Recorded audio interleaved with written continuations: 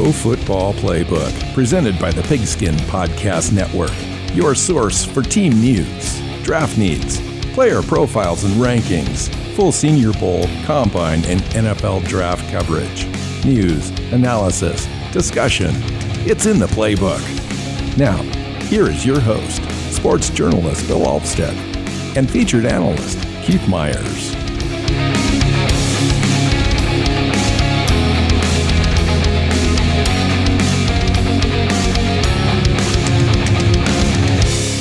Hey, Pro Football Playbook Podcast listeners. I'm your host, Bill Alvstad, sitting down with Keith Myers, sitting down, talking about the 2022 NFL Draft. It's the recap show.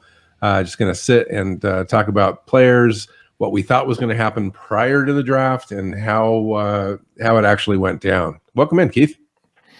Yeah, it's this is going to be fun because the draft weekend was it was a lot of fun. Just going to go through all of the stuff. It's always a fun weekend for those of us that watch the NFL and really look at rosters and stuff. And it's just so much information now to try and boil it all down into one show. This will be a challenge. So going in, we just heard tons and tons of rumors right before the draft week that this was going to be a really chaotic first round. Mm-hmm. I thought it pretty well went as expected in the first 10 picks or so, and then stuff started happening as far as wide receivers coming on the board in big chunks. I thought a guy like Jermaine Johnson, for example, I thought went later than I thought he would. I thought Cole Strange went sooner than I thought he would. At least a round sooner. Yeah.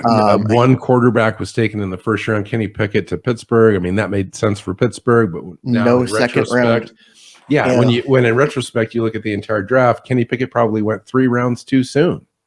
So, I mean, lots to talk about. What was your overall impression, Keith, about how the draft went down compared to how you thought it would go down? Well, it went.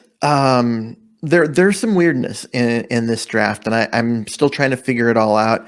To me, it felt like the teams that were used to making good, smart decisions in the draft made a lot of good, smart decisions in the draft, and the teams that tend to always be picking near the top of the draft showed why they're usually picking near the top of the draft. Maybe not. Can you give me an example? I was going to say Detroit. Detroit's the example that I'll give you in that it's really easy, when you're picking 2 and they don't take Aiden Hutchinson first overall for you to grab him, right? So that's a no-brainer. That made sense too. Yeah. Yeah. That's a fantastic pick. You're good with that. But then for them to trade all those picks that they did to move up from 32 to 12. Where Minnesota was sitting. Yeah. Yeah. To get Jameson Williams, a wide receiver. Yeah. That's just a crazy move. That's a lot of draft capital for a wide receiver like that. A lot of draft capital for a wide receiver that may not play this year. Well, what was even worse? I'll give you that, but I'm going to interrupt you for half a second. What was even worse is the draft capital that New Orleans gave up for Chris Olave. Yeah. You think about that the future first round pick, the maneuvering to get into this spot here at 11, the maneuvering it took for them to get the 2 draft picks away from Philadelphia to begin with, and then to move up. I mean, that's just a ton for one player. Well, it's a 10 for one player, and it's 10 for a wide receiver. Like, I'm sorry. Maybe our listeners are going to disagree with me. I just don't see. Yes, you need receivers, but no one receiver is worth that much draft capital, and to move up for it. Now, if you're moving up, you're doing all that moving around to move up and get an elite pass rusher or an elite corner. Or your franchise quarterback. Absolutely. Yeah. Offensive tackle. Something like that. But for a wide receiver, like, is there really that much of a drop off from Jameson Williams, who went at pick 12, to the guys that went, in pick 23, 28? 34. I'm sorry, I don't think there is. I mean, is he better than them? Absolutely. I think talent-wise, he's the best receiver in this class, but he's also injured. And New Orleans is also, 1 year away from potentially wanting to get into the franchise draft class for a quarterback. Yeah, they signed Jameis Winston for another year, and yep. Yeah, so all of that. It just doesn't. Detroit, if they had stayed at 32, or even if they'd only moved up a few spots, built their defensive line, built their offensive line, went and looked for value rather than a luxury pick, I feel like their roster would be in significantly better shape right now. But that's not how they wanted to do it. So one of the first surprises that I thought about was the Houston Texans pick of Derek Stingley Jr. at 3 overall. Mm-hmm. Now he certainly has the ability and the talent to go there, but every indication was that he was going to be available around after pick 10. How did that move? How did that move there? Did that change the way that the draft fell after that point? I don't think so, because basically what happened was Charles Cross ended up being available to Seattle at 9. Okay, so you're right. So that it did affect it in terms of that.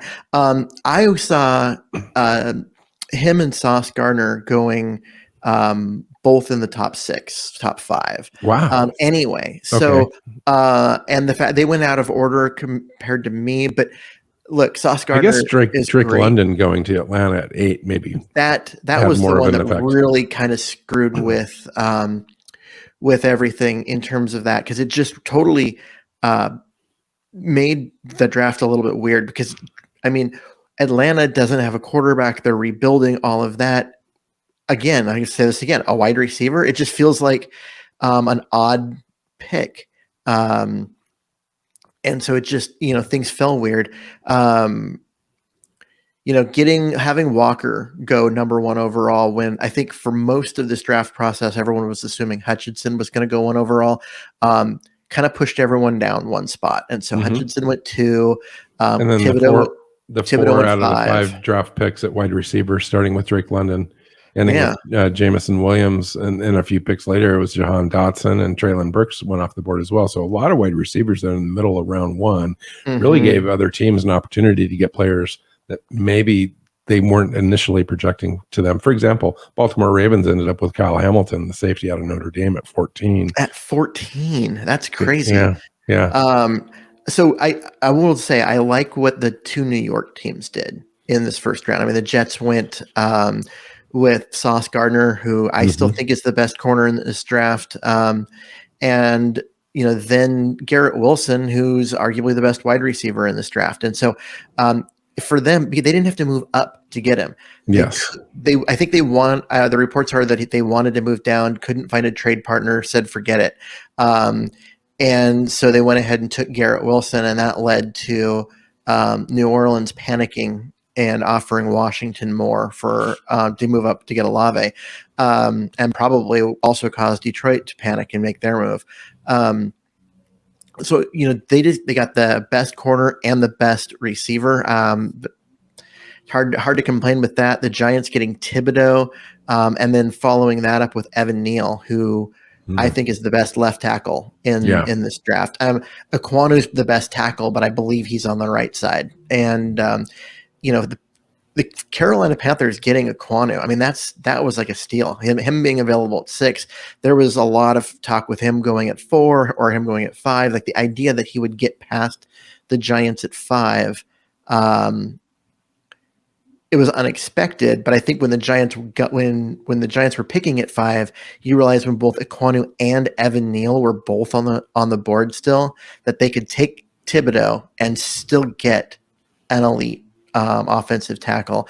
So that may have gone into that choice. So talk to me a little bit about your thoughts around all of us, and I'm not saying us in general, but I think we probably kind of fell into it a little bit, was the overall quarterback draft class in 2022, where everyone saw them, big boards, et cetera, saw those guys going in this draft and where they ended up going.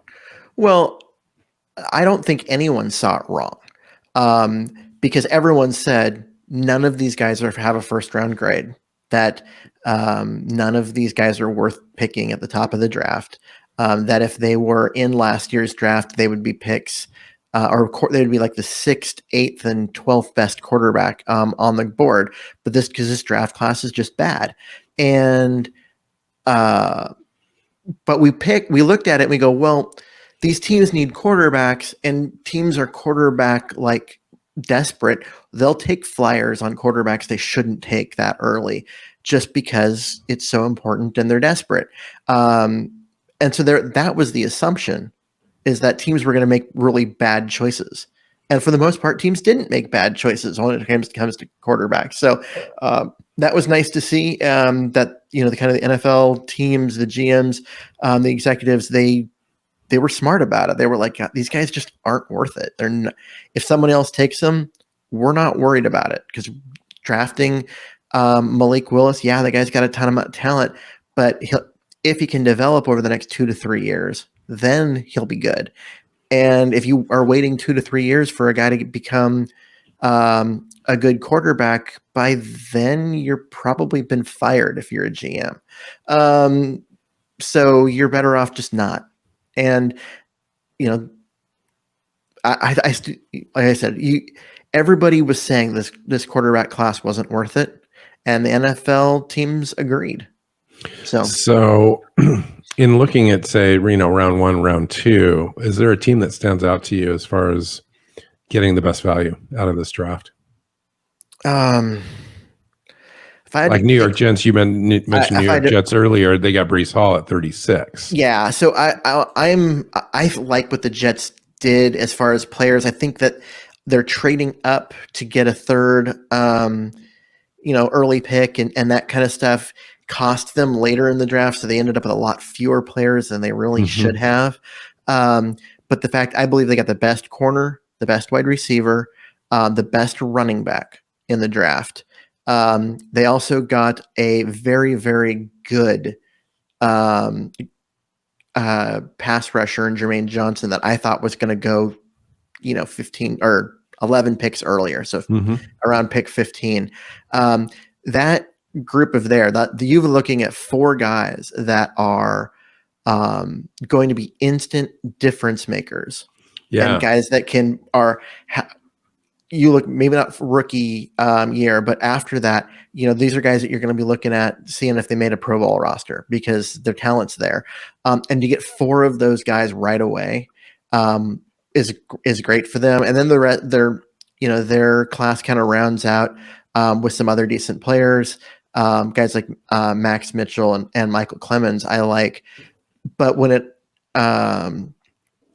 comes down, that was their last pick. They traded away everything else. And I'm like, oh, for a team that needs talent like that, it's a hard pill to swallow for them to get that few picks. So anything else stand out to you? Should we talk about the Patriots draft?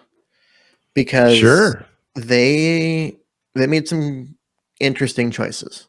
And I'm not going to ever claim that I know more than Bill Belichick when it comes to this stuff, because I don't.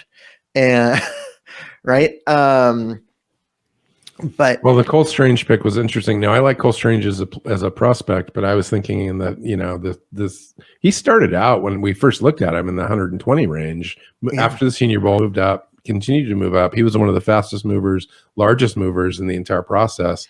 Ended up going in the first round at 29 overall. And I think that by taking him there, they expect him to start. They do. And that's what's weird is I had like a 3rd round grade on him. And I know, like I said, I'm not going to claim that I know more than Bill Belichick. But he was at the Senior Bowl and he looked okay at the Senior Bowl. He wasn't the defensive linemen dominated the Senior Bowl practices, and pretty much all the offensive linemen, with the exception of Trevor Penning, kind of struggled. He was one of those guys. And that's why, he shot up draft boards, especially after the combine and that kind of stuff. But I still don't see it. And I think the talent's there and he'll get there, but it's going to be, it's going to be a year or two, and they're going to need him to start now. What about Tyquan Thornton? You were just going to mention. I had him as my 192nd ranked overall prospect. Yeah, and he went taken 50th overall. Now he's got speed, but that's it. He's unrefined after that. Yep, he's got speed, he's got size, he's actually got soft hands, but his routes are there. He runs in straight lines really well. He's a project. And honestly, the New England Patriots in this, the Bill Belichick era, they don't draft receivers well. They don't evaluate them well. We've seen that over and over again. The guys that they have that come in and have tremendous success tend to be guys that were drafted by someone else. Guys like, Wes Welker and that kind of thing. So I wasn't that surprised they made a bad pick there, but just the fact that, they didn't have like, this huge number of picks. That one just felt like a project. And Marcus Jones too. It's 5'8", 177 pounds. He's a good guy, but he's going to be in the slot. Mm-hmm. And then Bailey Zappi. And a fourth round pick on a quarterback when you just took a rookie last year. And so he's going to they're going to have a really young quarterback room. Mm-hmm. I don't know. I don't know. Pierre Strong at running back out of South Dakota State, I think is actually probably their best pick in terms of talent and value. And that was done, 127th pick overall, and they're going to get a guy that's going to be part of a rotation. He's not even a full-time player. It was a weird draft for them, and I'm not sure exactly why or what I'm doing wrong. Because like I said, with the exception of wide receiver, Belichick knows what he's doing. I look at this draft and I find myself confused. Interesting. Yeah. Huh. What else, Keith? So I know it got talked about a lot during draft broadcasts, but I feel like we need to say something about why Nakobe Dean dropped. And because you and I both had him, we knew he was going to be not as high as some people were saying. He's like, 12th or 14th best player in that range. And you and I think both realized that he was going to drop later in the first round, but he dropped into the third. And I think we need to say something about that because that's a big storyline. Two things. First of all, Nakobe Dean was the best player on the best defense in college football. Yes, he was. In a long time. I mean, that was the best defense in college football in the last 10, 15 years. But, he's got some injury things going on. He might not be able to be ready for the start of the year. He's a little undersized. I mean, I think he's a steal in the third round there. He's elite. He's an elite player. I mean, he just is. I think that the Eagles are good, is a good landing spot for him, because he's not going to have to come in right away. They've got a decent defense around him, and when he does come in, he's going to enhance what they have. So, and then the Eagles picked up Jordan Davis, a perfect guy to protect Nakobe Dean. So I think they've done a good job there. Yeah, I thought the Eagles actually had a really good draft, especially with the way that they maneuvered in it. They were able to move some of their draft capital from this year to next year. With the basically fleecing the Saints with some of those trades and with that, and they ended up with some good players. I mean, Jordan Davis is one of the. I still think he's the best. He could end up being the best player out of this draft. I still think he's the best defensive tackle prospect since Ndamukong Suh came out. That's how much I like him. And then to get Nakobe Dean behind him all the way down in round 3, I'm like, that's just a fantastic draft. What did you think of Malik Willis finally coming off the board at 86 overall to the Tennessee Titans? Well, it's not a bad landing spot for him, because he's there, he's behind Tannehill,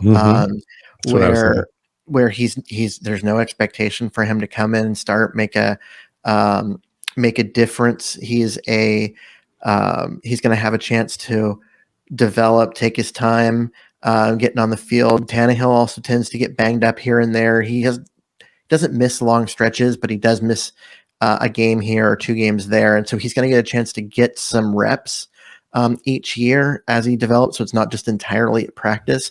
So I think it's him landing in a good situation. At the same time, like, this is a team that they keep saying they're behind Tannehill all the way, and then they do this, and then now. Well, what did you think of them trading wide receiver AJ Brown to the Philadelphia Eagles for number 18, number 101 overall? Well, okay, so they didn't want to pay AJ Brown, so they traded him for 2 draft picks, and then drafted a receiver Treylon Burks at 18, who honestly his pro comp is AJ Brown. So they traded him. They traded AJ Brown for a younger, cheaper version of AJ Brown and another player. Okay, it wasn't a terrible move. I mean,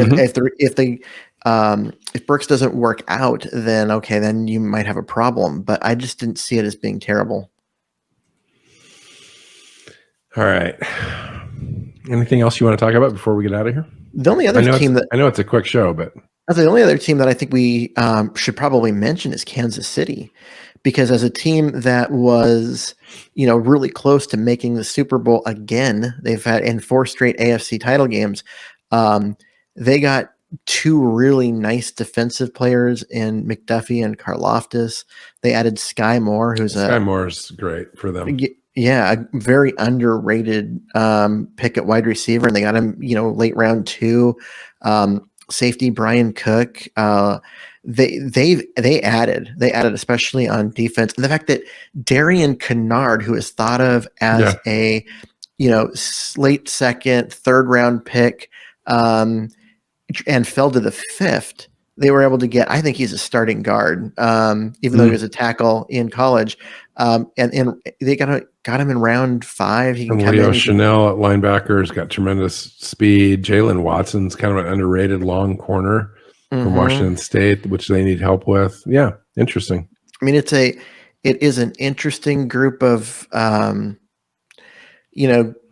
that they've got. This is a team that they traded away and a very unique, explosive, game-changing weapon. But they added other pieces in free agency with the money that they saved, and then they turned that into a big improvement on their defense. Their defense is going to be better with Karlaftis and McDuffie. Is the most underrated player in the first round. I mean, I think that guy could have been picked in the teens, was available to them at 30. They'd already drafted Trent McDuffie. They just got better, I think. Yeah, because he comes in and takes over the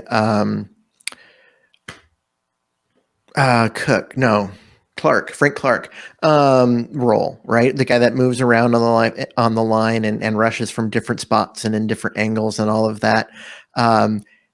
He costs a fraction of what Frank Clark did, and honestly, he's going to be more productive because Clark really had a bad year last year. So they got better and they got cheaper with that move. McDuffie, I think, is a very, very good sticky corner. The guy does not give up receptions. He didn't in college, and didn't give up touchdowns, didn't give up receptions.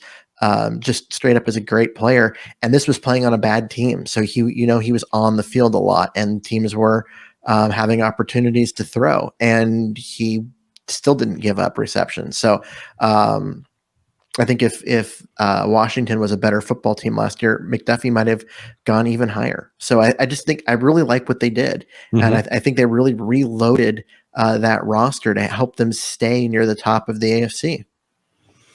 Wow, interesting. Yeah, there were a number of teams that I thought did really well. I think Indianapolis had a good draft.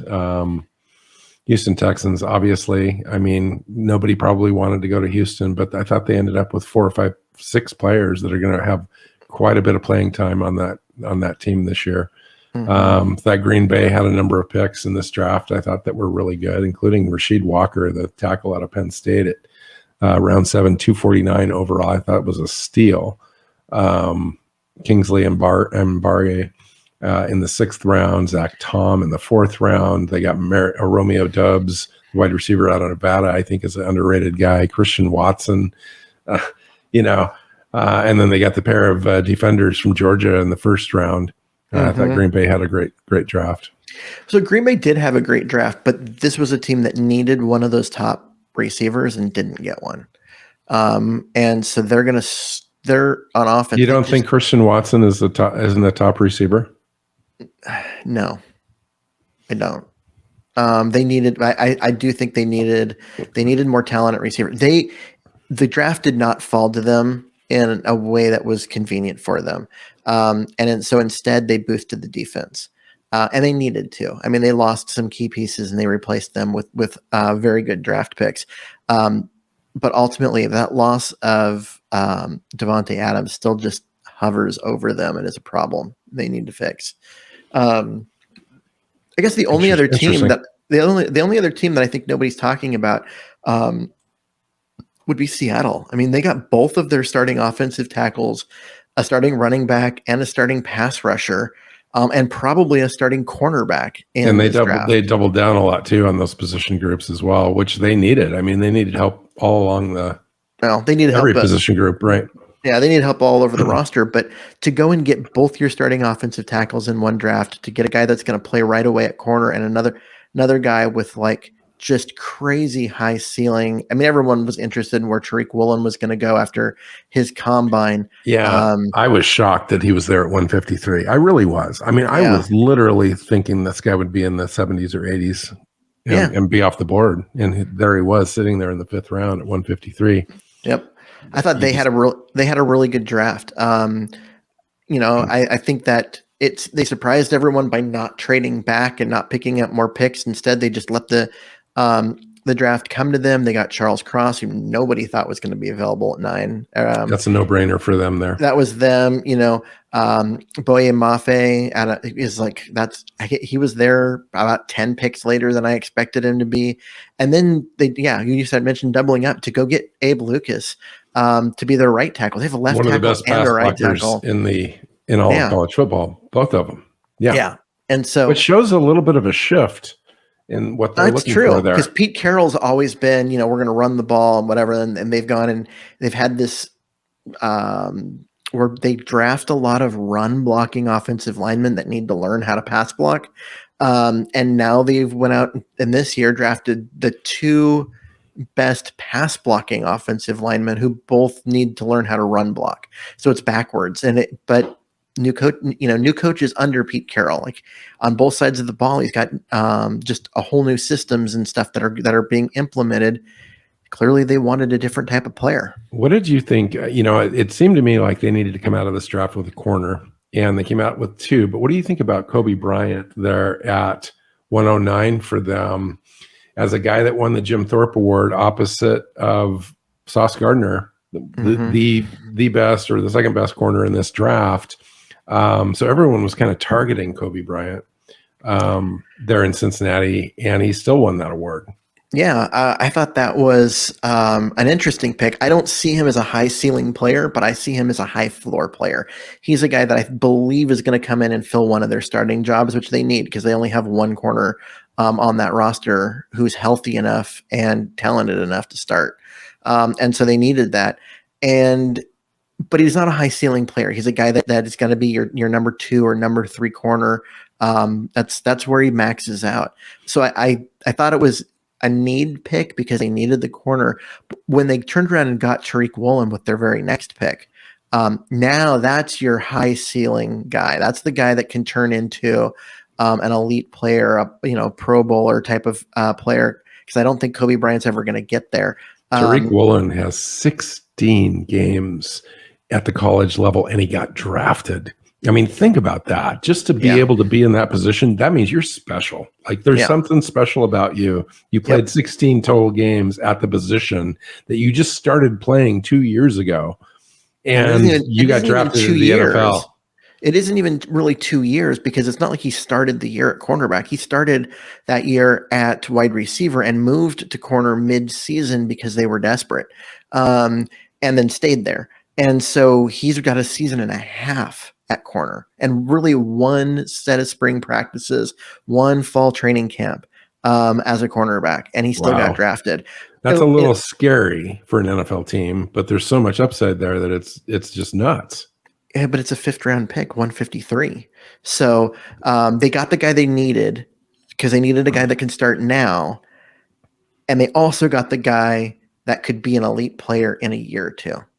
That's why I like what they did there. Because if you're drafting Woolen and expecting him to play this year, I think he's going to give up a lot of passes, and it's going to be ugly. And a lot of penalties. And if you are only drafting players like Kobe Bryant, who I think is a lower ceiling player, eventually you end up with a roster of guys that just you don't have guys that can tilt the field. You don't have guys that can be difference makers.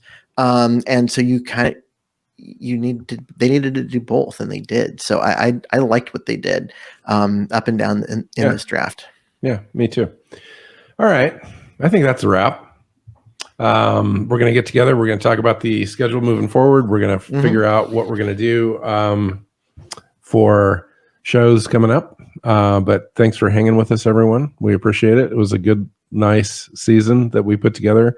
I think we did a good job in evaluating all the team needs, all that kind of stuff, run up to the draft, good content. So hang in there with us as we move into our second season together in this show. So you can find Keith on Twitter at Myers NFL. You can find me at Alvstad NFL. And you can find the show. You can find the podcast. You can find the YouTube channel. You want to make sure you subscribe, leave a comment, leave a positive review. Anything you can do to help us out, that would be great. So until next time, take care, guys.